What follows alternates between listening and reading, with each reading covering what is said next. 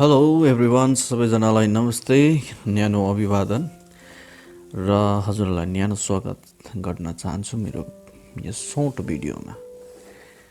र तपाईँले मेरो पछाडि देख्नुहुँदैछ है, यो मेरो ब्याकग्राउन्ड त्यस्तो राम्रो छैन। खिड्कीको छेउमा छु, पर्दा छ, स्विच बोर्ड अनि दैलो है। म त्यस्तो सबै कुराहरू सुव्यवस्थित मिलाएर यो भिडियो रेकर्ड गरेको होइन। मेरो यो भिडियो पनि नर्मल फोनबाट भइरहेको छ, रेकर्ड भइरहेको छ र अलिकति यो माइक भन्ने चाहिँ अलिक नयाँ हो, यो मात्र नयाँ छ। अनि तपाईँलाई मन पऱ्यो भने कमेन्ट तपाईँले गर्न सक्नुहुन्छ अनि मलाई बधाई पनि दिन सक्नुहुन्छ यो माइक, नयाँ माइकको निम्ति। र आज भने एउटा के कुरा सेयर गर्नु मन पऱ्यो। एकदमै मैले कुनै तयारीमा यो भिडियो रेकर्ड गरेको होइन, तयारी भएर, तर जे मनबाट निस्किन्छ, हृदयबाट निस्किन्छ, फ्लोमा त्यही राख्न चाहन्छु। एउटा तितो सत्य तपाईँ हामी सबैलाई थाहा छ, त्यो चाहिँ के हो भन्दाखेरि मान्छे जीवन जिउने क्रममा अघि बढिरहेको छ। सपनाहरू हामी मान्छेले पुरा गर्ने दौडमा दौडिरहेको छ। राम्रो कुरा हो, असल कुरा हो। हामी व्यस्त छौँ दैनिक जीवनमा, दैनिक कार्यहरूमा हामी व्यस्त हुन्छौँ। हरेक दिन हाम्रो एउटा दिनको एउटा स्केड्युल हुन्छ, गोल हुन्छ, त्यसलाई पुरा गर्नुपर्छ भनेर हामी बिहानदेखि बेलुकीसम्म हामी काममा लाग्छौँ।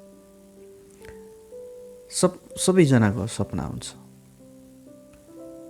है, एम्बिसन हुन्छ, यो गर्ने त्यो गर्ने, राम्रो कुरा हो। त यो सबै कुराहरू हुँदै गर्दा, सपना पुरा गर्ने दौडमा हामी दौडिँदै गर्दा एउटा कुरा कहिले हामीले बिर्सनु हुँदैन, त्यो चाहिँ एक दिन हाम्रो दौड टुङ्गिन्छ। एक दिन हामीले विश्राम लिनुपर्छ। एक दिन यो शरीरले भन्छ भयो अब सक्दिनँ भनेर गिभअप गर्छ। त्यो समय चाहिँ हामी ठुस्स हुन्छ। र यो भनेर तपाईँलाई म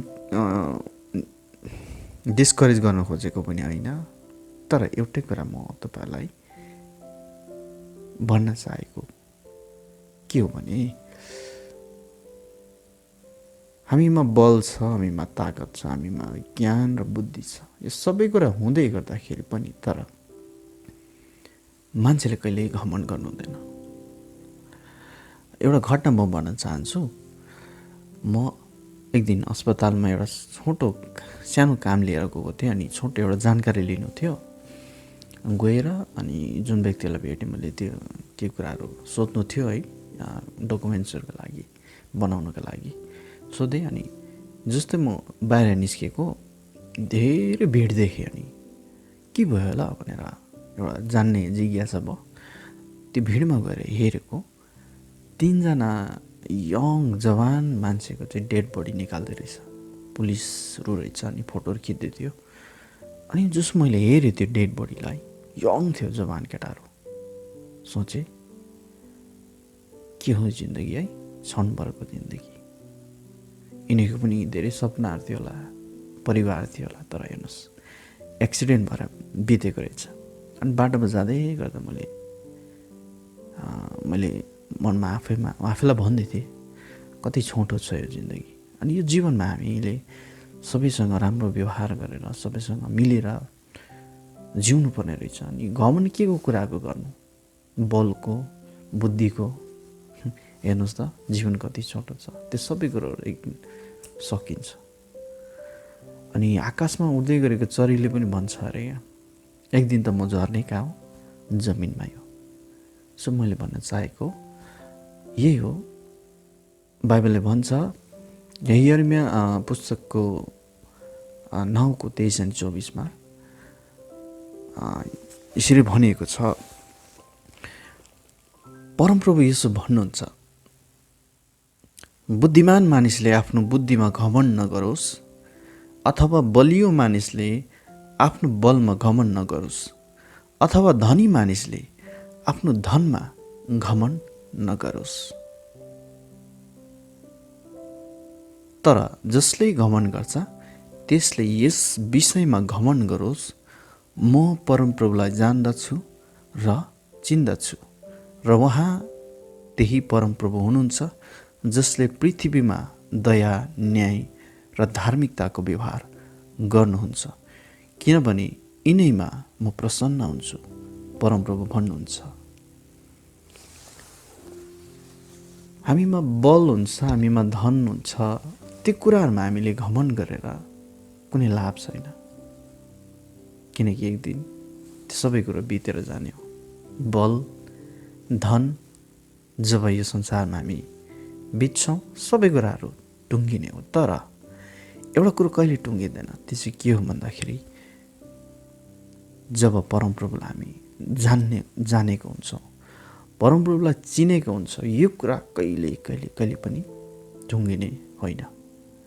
जसले परमप्रभुलाई चिन्दछ, जसले परमप्रभुलाई जान्दछ, उसले त्यही कुरामा घमण्ड गरोस्, किनभने परमप्रभु चाहिँ धार्मिकतामा न्याय गर्ने परमप्रभु हुनुहुन्छ। यो कुरा यति गहिरो छ, तपाईँले यस वचनलाई मनन गर्नुभयो भने, चिन्तन गर्नुभयो भने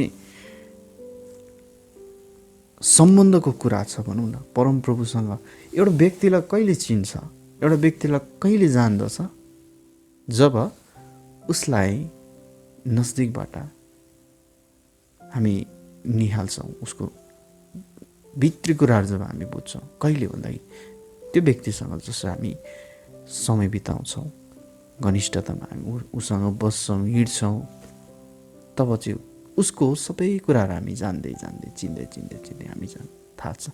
उसले केही नभने पनि हामीलाई थाहा हुन्छ कि उसलाई यस्तो भइरहेको होला, उसले यो भन्न चाहेको होला। परमप्रभुलाई चिन्ने कुरामा, परमप्रभुलाई जान्ने कुरामा मात्र घमण्ड गर्नुपर्छ हामीले। अरू सबै कुराहरू व्यर्थ नै त हो। हामीलाई चाहिन्छ संसारमा छँदा धन चाहिन्छ, पैसा रुपियाँ चाहिन्छ, तर त्यो सबै कुरा होइन। त्यो नि हाम्रो भनौँ न स्ट्रेन्थ, त्यो नि त्यो कुरा होइन भनौँ न। सबै उच्च कुरा त के रहेछ, परमप्रभुलाई चिन्नु रहेछ, परमप्रभुलाई जान्नु रहेछ। अनि त्यो दिन मैले बाटोमा हिँड्दै जाँदै थिएँ, मैले पनि आफूलाई हेरेँ क्या, मैले के कुरामा घमण्ड गरिरहेको छु, त्यो कुरा मैले छोड्नुपर्छ। घमण्ड गर्नु हुँदैन, किनकि यो त चोला छन् परेको छ, हामी बिति जान्छौँ। तपाईँकोमा धन धेरै छन् भने कुनै दिन त्यो सकिनु पनि सक्छ।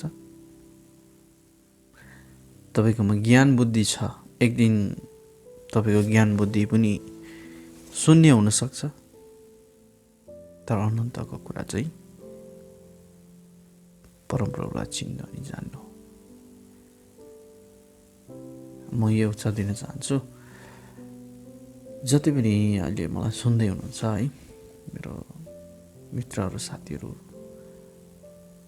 मेरो नजदिकको भनौँ न आफ्नो मान्छेहरू भनौँ, तपाईँहरू सबैलाई म आफ्नो मान्छे भन्न चाहन्छु। तपाईँ मेरो आफ्नो दाजु है, आफ्नो भाइ बहिनी, दिदी, काका काकी, अङ्कल आन्टीहरू हुनुहुन्छ, जसले मलाई सुन्दै हुनुहुन्छ अनि मलाई माया गर्नुहुन्छ, सपोर्ट गर्नुहुन्छ, साथ दिनुहुन्छ। यो जीवन एक दिन यहाँ सकिन्छ, तर फेरि अर्को ठाउँमा सुरु हुन्छ। त्यो समय, त्यो क्षणमा चाहिँ हामीले जब परमप्रभुलाई चिनेको हुन्छौँ, जानेको हुन्छौँ, हामी ढुक्क हुन्छौँ। हुन्छ, फेरि पनि सबैलाई जय मसीह।